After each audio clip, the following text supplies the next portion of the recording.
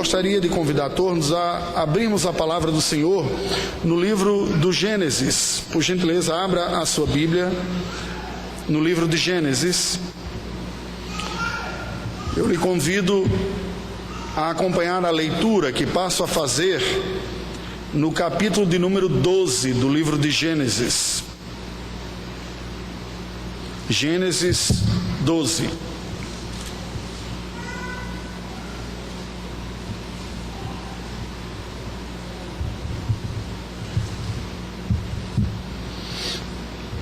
Assim diz a palavra do Senhor.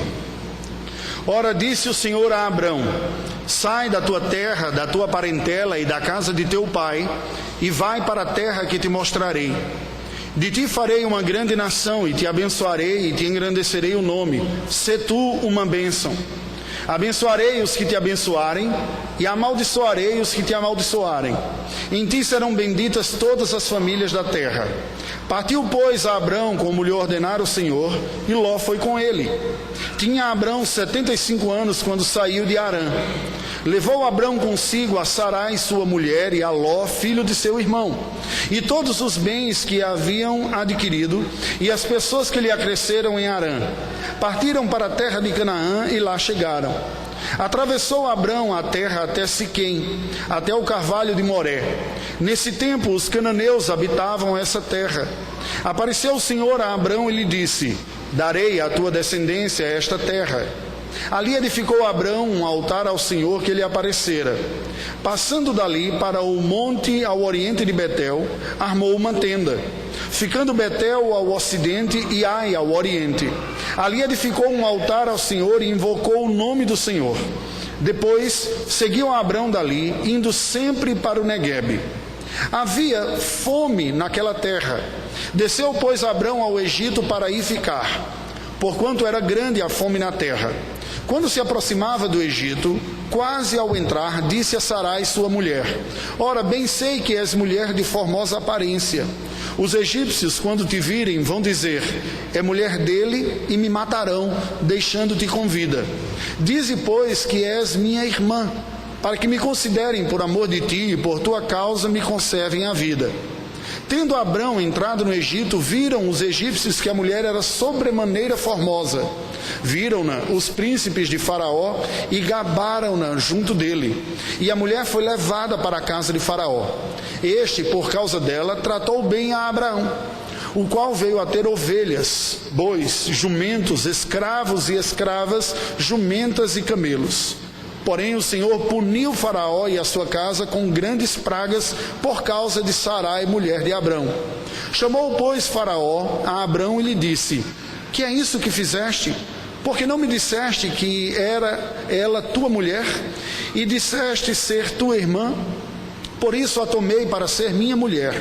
Agora, pois, eis a tua mulher, toma e vai-te.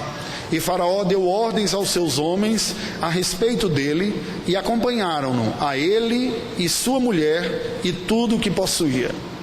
Curve a sua cabeça, vamos orar ao Senhor mais uma vez. Ó Deus bendito, nós estamos diante da tua presença, neste momento de adoração. Confessamos-nos absolutamente dependentes de tua graça, em tudo, inclusive neste momento de adoração. Nós não temos como oferecer a ti uma peça de adoração, um culto que seja digno da tua pessoa perfeita. Nós mesmos não temos como nos achegarmos a ti confiados em nossa própria religiosidade. Somos falhos. Mas, Senhor, o nosso coração se enche de esperança e expectativa, porque nós cremos que o teu Filho Jesus foi a oferta perfeita dada em favor de pecadores como nós. E é confiados na obra e na mediação do teu Filho que nós te pedimos: aceita-nos diante de ti, aceita o nosso culto e conceda-nos a graça da iluminação do teu Espírito, para que recebamos a tua palavra como ela de fato é, tua palavra, e que uma vez tendo-a recebida como tal, ela venha a produzir a transformação espiritual da qual tanto necessitamos. Oramos em nome de Jesus. Amém. Meu querido, minha querida, você que me ouve, eu gostaria de fazer algumas perguntas iniciais para a nossa reflexão nesta noite. Quem e qual é o modelo de fé que você tem para a sua vida? A fé é algo importante para você? O que você pensa quando pensa na palavra fé? Em que sentido a fé se desenvolve na sua própria vida? Ou nós poderíamos dizer mais, aqueles que já se identificam como alguém que crê, como alcançar uma fé robusta, capacitadora, poderíamos até dizer exemplar. Porque mesmo aqueles que creem, sendo honestos, haveremos de reconhecer que em muitos momentos em nossa vida, parece que nós não damos conta de responder aos desafios da vida com a fé que há dentro do nosso coração. Nos sentimos desafiados numa medida maior do que a capacidade que temos de responder como gostaríamos, para nós mesmos e muitas vezes para outra pessoa também. Você almeja demonstrar uma grande confiança em Deus? É desejo do seu coração poder ter a tranquilidade à noite de, ao deitar na sua cama, relaxar dizendo: que bom que o Senhor está comigo. Isso me traz paz em meio a essas circunstâncias tão difíceis que a vida está me trazendo. Bem, a palavra de Deus não nos diz que nós somos chamados para simplesmente mostrar para as outras pessoas como crer, como se nós tivéssemos ou desejássemos ser exemplos a serem seguidos propriamente. Não é assim que a fé verdadeira atua. A fé verdadeira, a fé salvadora não nos é dada como uma realidade pronta e acabada, de tal maneira que nós possamos dizer simplesmente que temos ou não temos a fé bíblica. Podemos falar da verdade, da presença da fé salvadora, mas essa própria fé salvadora que nos concede a graça de caminhar com Cristo, também é uma realidade que se desenvolve ao longo da vida, ganhando tônus muscular como pessoas que se exercitam na vida. A fé cristã aponta, na verdade, para uma virtude que está fora daquele que a possui. A virtude e a glória da fé não está no seu possuidor ou na sua capacidade de ser exemplo. A nossa fé é fruto de um amadurecimento da própria graça em nós, que vai nos mostrando pouco a pouco como crer e esperar mais nele e em Deus e menos na nossa própria capacidade de enfrentar as situações da nossa vida.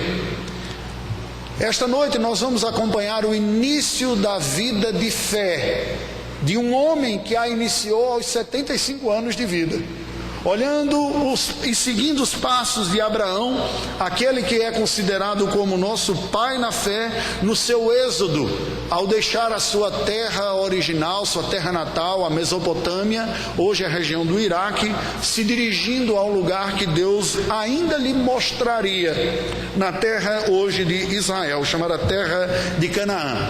E portanto, ao caminhar juntamente com Abraão, nós vamos refletir sobre a jornada de fé.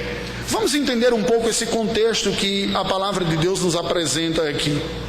Havia uma descendência prometida pelo Senhor já aos nossos primeiros pais, uma descendência, uma linhagem através da qual viria o Salvador, mas que, assim como as demais gerações, ela foi se enfraquecendo e se corrompendo. Nos dias de Abraão, essa linhagem, a linhagem de Sem, um dos filhos de Noé, já havia se corrompido moralmente e espiritualmente também. Aquela descendência que haveria de trazer o Salvador, que era chamada, vocacionada até por Deus para manifestar essa fidelidade, havia caído na idolatria e no politeísmo. Nós estamos em cerca de 2000 anos antes de Cristo, quando Deus, mais uma vez, inicia um processo de restauração da sua aliança de salvação, de graça com a humanidade, através deste arameu chamado Abrão. Este era o seu nome original. E a sua esposa, estéril, Sarai. O Senhor chamara esse casal de idosos lá da região da Mesopotâmia, para que eles viessem a ser os genitores de um povo através do qual Deus mandaria o seu próprio Filho eterno na condição humana, e veio a fazê-lo 2000 anos depois, Jesus Cristo, através dessa descendência. Mas como esta pessoa que estava envolvida em idolatria, em politeísmo, em desobediência a Deus, poderia se tornar o pai de uma nação que seria uma espécie de berço cultural e religioso para a vinda do Filho Santo de Deus? Não tinha como o Filho Santo de Deus experimentar a sua vida e crescer aqui entre nós, se não fosse dentro de um contexto que expressasse essa santidade também. Mas como é possível ao Senhor Deus constituir pessoas que são dignas de sua própria presença a partir do material humano imperfeito? Pois bem, a saga de Abraão, essa história descrita no livro de Gênesis, nessa primeira porção, nos mostra como essa fé salvadora na vida de Abraão não lhe foi dada de forma pronta ou acabada, mas nos apresenta como Deus mesmo foi trabalhando na vida dele para que ele amadurecesse nessa fé. Nós vamos observar neste capítulo 12 de Gênesis como o próprio Abraão, já no início da sua jornada de fé, apresenta respostas contrastantes, respostas muitas vezes antagônicas àquilo que Deus tinha para ele. E sendo assim, eu lhe convido a refletirmos sobre vivendo entre a fé e o jeitinho, esta característica típica do brasileiro. Como é possível alguém que é chamado para viver pela fé, muitas vezes na vida se vê tentado a cair na condição do jeitinho? No capítulo 12 você vai ver basicamente esse contraste da seguinte maneira: os versículos de 1 a 9 nos apresenta como Abraão caminhou pela fé esses passos iniciais, e a segunda porção do capítulo, os versículos de 10 a 20, nos mostra como ele caminhou com um jeitinho em uma outra circunstância da sua vida. De que forma? Vejamos. Primeiro, como ele caminhou pela fé. Nos versículos de 1 a 3, nós lemos o chamado de Deus a Abraão. Quando ele ainda vivia na Mesopotâmia, o Senhor lhe aparece e diz: sai dessa sua terra, sai do meio da sua parentela, sai da casa do seu pai e vai para uma terra que eu lhe mostrarei. Imagina, não foi fácil. Ele aos 75 anos de idade, não tinha filho, não tinha neto, o que ele tinha de parentes eram as pessoas que lá estavam. Ouviu o Senhor lhe dizendo: sai, vai para um outro lugar, e sair, e partir. Certamente isso requeria da parte de Abraão uma fé, uma confiança em Deus que lhe estava falando. Mas Deus diz mais, ele diz: de você eu farei uma grande nação e te abençoarei. Novamente era necessário fé. Ele já tinha 75 anos, a sua esposa passava dos 60 também, e até agora não tinha dado nenhum filho. Mas como é possível? Muito provavelmente nós temos esterilidade aqui em casa. Se até agora não apareceu filho, como é que Deus vai fazer de mim uma grande nação se nós não temos condições? Mas o texto diz mais, diz: não apenas farei de ti uma grande nação e te abençoarei, te engrandecerei o nome e ser tu uma bênção. Havia um grande privilégio, uma grande responsabilidade aqui também, pois o texto diz: abençoarei os que te abençoarem e amaldiçoarei os que te amaldiçoarem. Com isso dizendo, você será mediador daquilo que eu estou por fazer. Aqueles que reconhecerem a minha boa mão, a graça através da sua vida, também serão abençoados por isso. Aqueles que rejeitarem, também serão rejeitados por isso. Uma grande responsabilidade ser um mediador disto daí. Mas o texto sagrado termina dizendo: e em ti serão benditas todas as famílias da terra. Para alguém pensar isso por conta própria, nós diríamos que essa pessoa tem uma crise messiânica ou uma síndrome de megalomania. Eu simplesmente, o que eu vou fazer vai ter um impacto para todas as famílias da terra. Se alguém procurar você dizendo que acredita em algo assim, suspeito. Isso não é sinal de muita saúde, não é verdade? No entanto, foram estas as palavras que Abraão ouviu e creu no Senhor. Os versículos seguintes, nós vemos de 4 a 6 a resposta dada, quando ele inicia a sua peregrinação de fé. Ele sai com o seu sobrinho. A Bíblia diz que Abraão partiu como lhe ordenara o Senhor. Sai da região da Mesopotâmia, dá uma parada em Harã. Ele já tinha 75 anos, Sara 65 anos de idade. Saiu com seu sobrinho Ló e foi em direção à terra de Canaã. Se nós olharmos a geografia do mundo bíblico, ele sai da região da Mesopotâmia, passa pelo norte daquela região e começa agora a descer a margem ocidental do Oriente Médio, que é onde está a terra de Canaã. Ele nem mesmo sabia qual seria o destino final da sua trajetória, mas ele confiou que Deus o guiaria. E ele chega no limite dessa transição da região da Mesopotâmia com a terra prometida, que é Siquém, e depois ele para na região dos carvalhos de Moré, como nos é dito o texto sagrado aqui, mas o texto continua. Nos versos de 7 a 9, nós vemos Abraão finalmente chegando na terra prometida, a terra de Canaã. Nos diz o versículo que Deus anuncia então a Abraão, quando ele chega: esta é a terra que eu disse a você que lhe daria. Ele não sabia de antemão, mas quando chega o Senhor anuncia. Mas espera aí, não era uma terra desabitada, haviam pessoas morando lá. Ele era apenas um idoso com a sua esposa idosa, numa terra nova, com cidades habitadas por outras pessoas. Olhar para tudo aquilo e acreditar que Deus faria algo através da sua vida requeria fé, confiança. E como o texto sagrado nos diz aqui, nos diz que Abraão então edifica altares ao Senhor. Ele adora a Deus e desce até a região do Neguebe. Abraão edificou um altar ao Senhor, nos diz o verso número 7, saiu dali do oriente de Betel, armou a sua tenda, foi mais adiante, edificou um outro altar ao Senhor no versículo 8, e ele desce e vai até a região do Neguebe, que é o sul da terra prometida. Por que ele fez isso? Isso demonstra mais uma vez que foi alguém que foi guiado por fé, por confiança no Senhor. Essa primeira trajetória da vida de Abraão nos dá um grande exemplo do que é a vida pela fé. Eu recebo a palavra de Deus e eu dou crédito ao Deus que entregou essa palavra, ainda que os meus olhos não vejam as evidências e as circunstâncias. Isso me faz lembrar a definição clássica bíblica de fé, que está na carta aos Hebreus, no capítulo 11, me permita ler aqui, para a memória de todos nós, verso 1. Ora, a fé é a certeza de coisas que se esperam, a convicção de fatos que se não veem. A fé não é um lançar-se num tiro no escuro, como um pulo no escuro. A fé é uma certeza de algumas coisas que eu não estou vendo, mas eu creio por causa de quem falou estas coisas. Tendo sido Deus aquele que anunciou que faria, Abraão creu. E a evidência dessa fé esteve na sua resposta que foi dada aqui. Porém, o texto sagrado, voltemos para o capítulo número 12, nos apresenta um outro momento da vida de Abraão, já no início mesmo. Depois que ele chegou na terra de Canaã, depois que ele adora ao Senhor Deus, depois que ele chegou ao limite sul, ele enfrenta a primeira prova da sua fé, depois de já estar no lugar que Deus havia prometido.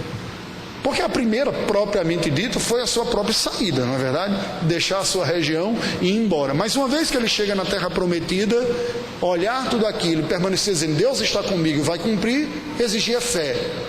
Mas uma primeira provação vem. Uma fome se estabelece sobre aquela parte do mundo. Acompanhemos aqui do verso 10 adiante.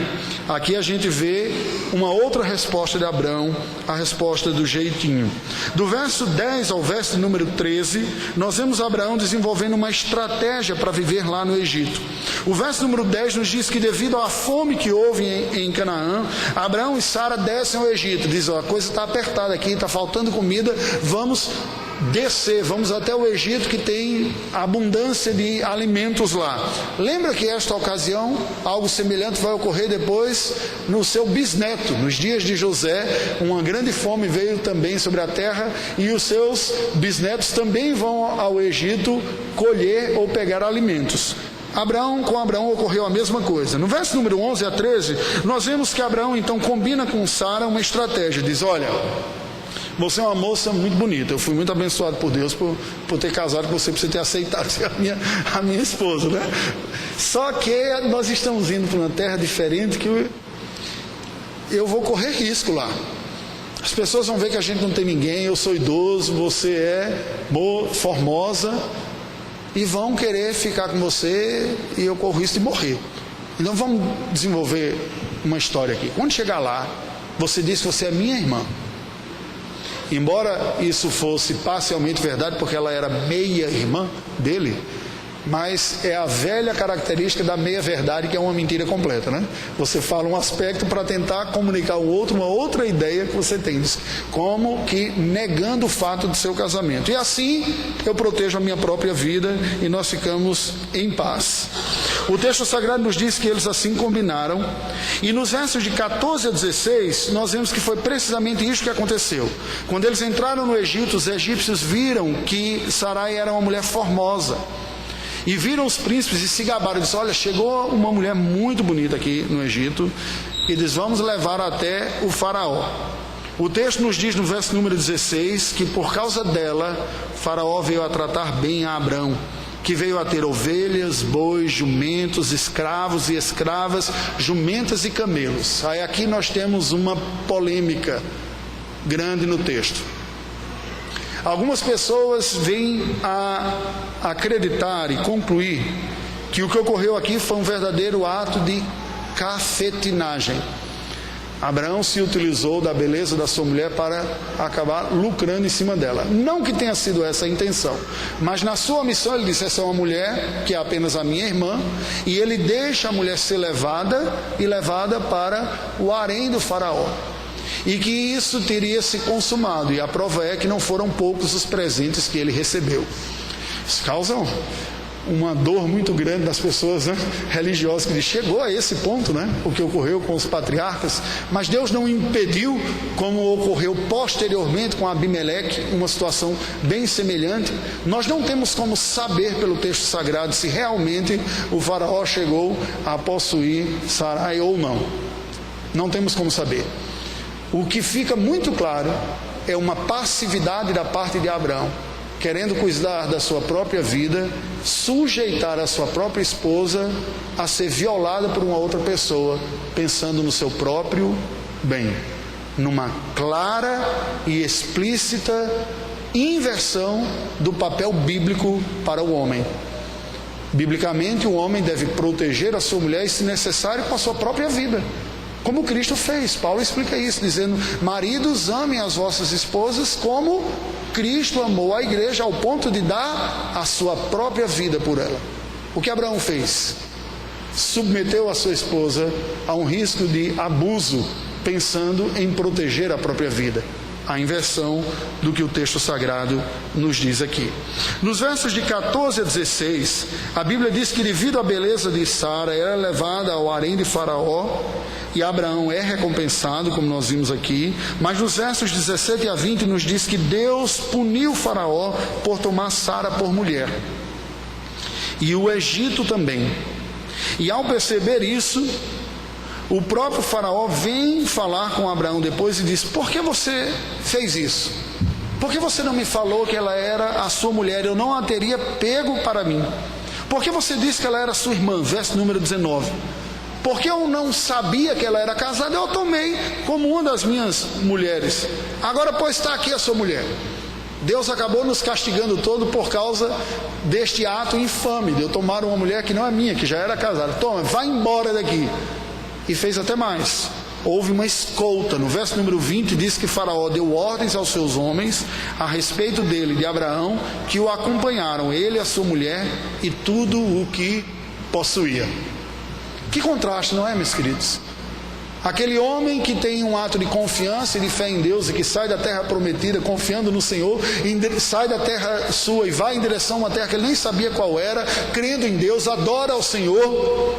Nos faz lembrar algumas pessoas que não têm muita dificuldade em servir a Deus, em adorá-lo, enquanto a sua vida não está submetida a provas mais agudas ou não se toca em certos pontos difíceis.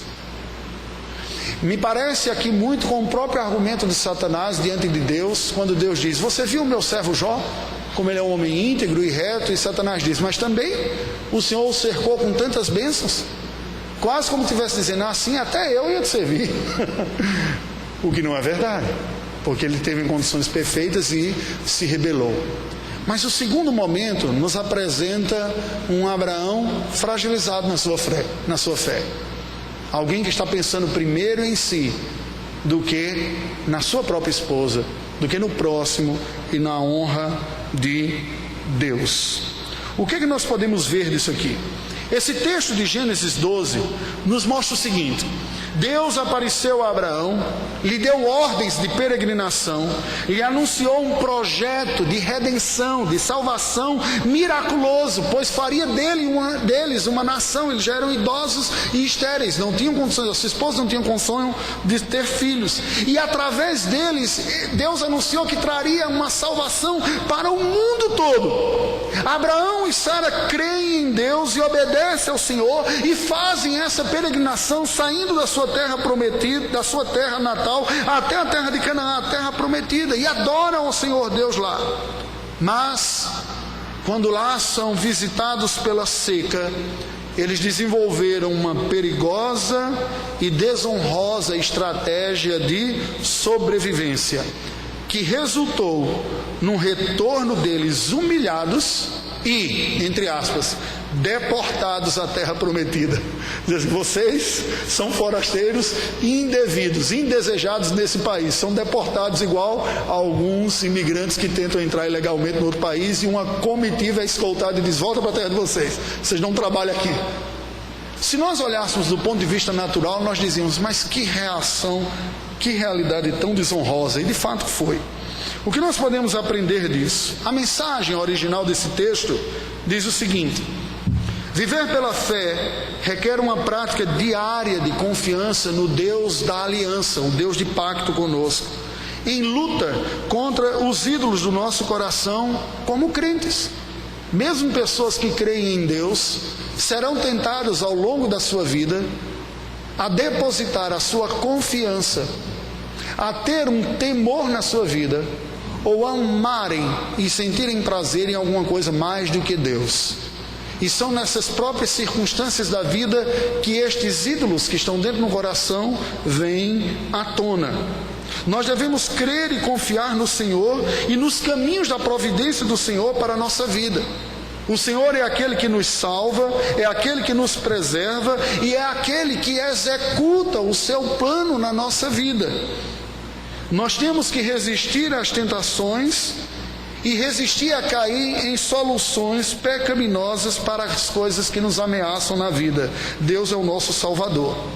O recado atual desta mensagem, eu proponho o seguinte: a vida cristã é marcada pela tensão paradoxal entre viver pela fé, confiando em Deus e na sua providência, através dos recursos que Ele nos apresenta, legítimos na vida, e a tensão entre viver assim e a tentação de cairmos em estratégias pecaminosas que buscam soluções fáceis, mas que desonram ao Senhor e que manifestam riscos para a nossa própria vida. Diante de tudo isso, nós somos chamados ao arrependimento e recebermos da parte de Deus a graça da salvação. Esse texto nos apresenta uma realidade muito real, perdão a redundância, uma realidade muito cruel até, ou um diagnóstico muito realista dos limites da fragilidade nossa como seres humanos. Aquele homem que é chamado do pai na fé, logo após demonstrar um ato de fé e confiança em Deus, cai em tentações de solucionar o problema de uma maneira que desonra ao Senhor e que expôs sua própria família, sua esposa, ao risco. E daí nós percebemos o seguinte: o caminhar da fé não é simplesmente nós nos apresentarmos para o mundo como um modelo de confiança inabalável. A fé não é a realidade que nos salva.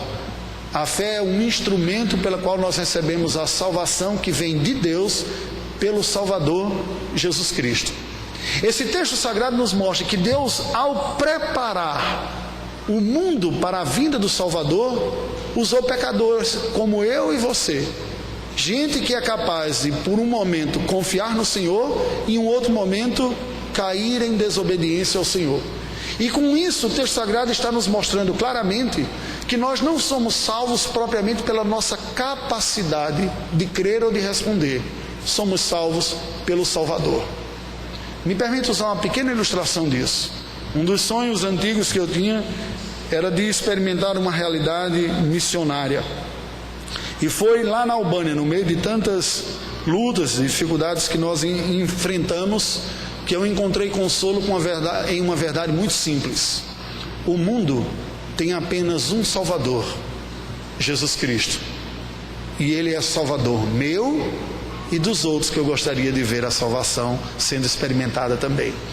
Isso muda significativamente a nossa maneira como nós nos olhamos diante dos outros e como nós queremos que os outros olhem para nós também. Concluindo, nós não somos, não seremos, nem nunca fomos um modelo absoluto de fé inabalável. Isso é importante que seja frisado. Mas nós somos chamados a ser, nós podemos ser e devemos ser pessoas que crescem na percepção das suas próprias fraquezas, que vai reconhecendo melhor quais são suas fragilidades e que honestamente diante de Deus as confessa e deposita a sua confiança na graça dEle. Ele que é capaz de nos perdoar, de nos purificar e de nos tratar como seus filhos por amor e misericórdia, e assim nos fortalecer para que nós cresçamos na fé e não continuemos com as debilidades que nos marcavam anteriormente. Em outras palavras, a fé consiste em confiar em quem Deus é e naquilo que Ele faz para nos salvar. Nos salvar não apenas da condenação dos nossos pecados, mas nos salvar da incredulidade em primeiro lugar e em segundo lugar nos salvar da debilidade da fé. Ao longo da vida é a graça de Deus que vai nos fortalecendo para que nós confiemos mais nele e não depositemos a nossa confiança na nossa capacidade de confiar nele. É uma pegadinha que muitas vezes nós caímos nisso daqui. É isso que o texto sagrado vem a nos dizer, de acordo com o que eu percebo.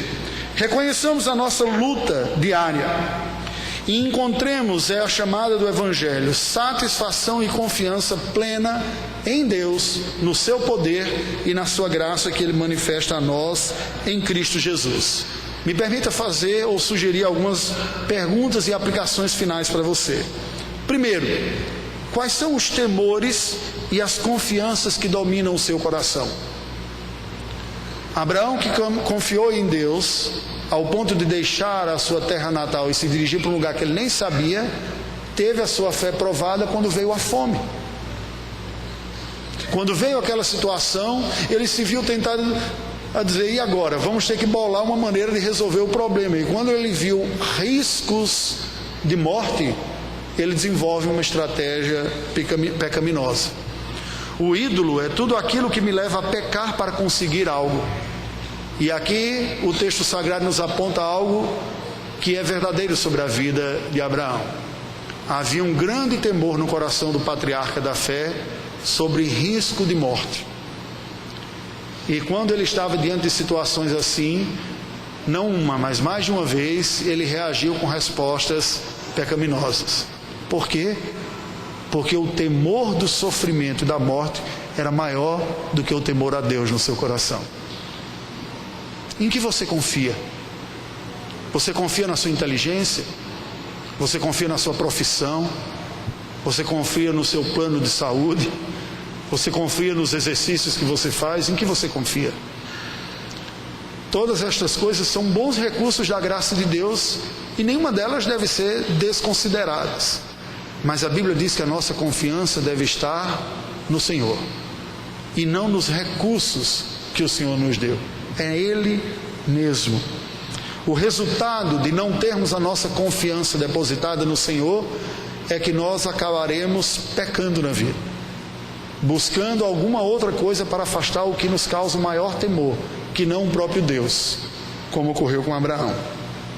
No nosso egoísmo, nós estamos colocando o nosso próximo em risco? Essa é uma pergunta que eu faço para você. Quando na sua vida você busca o seu bem, a sua alegria, o seu bem-estar, como fica aquele que está próximo a você? Os seus desejos e satisfações vêm em primeiro lugar?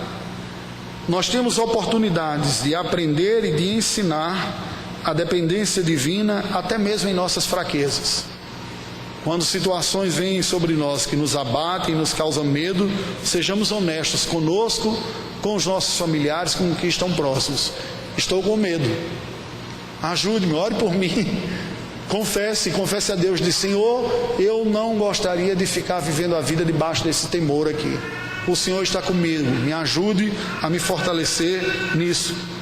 Pais que se matam e se privam de muitas coisas para ver os seus filhos tendo uma vida melhor, não percebem que aquilo que ele tem tanto medo, que é ver o filho dar duro, na verdade foi essa dificuldade que lhe forjou como ser humano. E privar os filhos de algumas lutas na vida também é privá-los de amadurecer como você amadureceu. Deus que chamou Abraão em fé e que esteve com ele, depois o deixa numa situação de fome e de ameaça, para que ele mesmo amadureça nessa fé. E porque nós muitas vezes somos tentados de poupar os filhos de situações normais da vida que lhe oferecerão oportunidades de amadurecer. Muitas vezes eu ouço pais dizendo: eu quero entregar para o filho tudo aquilo que eu não tive, eu quero poupar os meus filhos das dificuldades que eu tive. Ora, mas muitas das dificuldades que você teve foi precisamente o que forjou essa maturidade que você tem agora. Se a vida não viesse com as dificuldades que vieram para você, você não teria desenvolvido a capacidade de lutar contra as adversidades da vida que você desenvolveu.